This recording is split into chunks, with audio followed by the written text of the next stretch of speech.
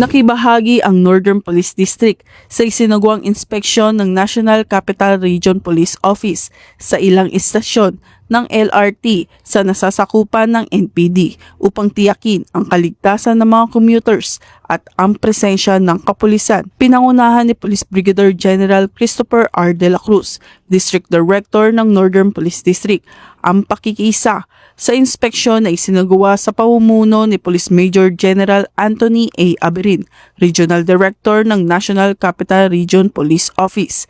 Sa isinagawang inspeksyon, personal na sinuri ang deployment ng mga kapulisan sa istasyon, gayon din ang kanilang kahandaan, pagiging alerto at visibility upang masiguro ang agarang pagtugon sa anumang insidente. Inobserbahan din ang daloy ng mga pasahero, mga umiiral na security measures at ang pangkalahatang kalagayan ng mga commuter sa loob ng istasyon. Bahagi ito ng patuloy na hakbang ng NCRPO at NPD upang mapanatili ang kaayusan, kapayapaan at kaligtasan sa mga pampublikong transportasyon, alinsunod sa adhikain ng bagong PNP para sa bagong Pilipinas, serbisyong mabilis, tapat at nararamdaman.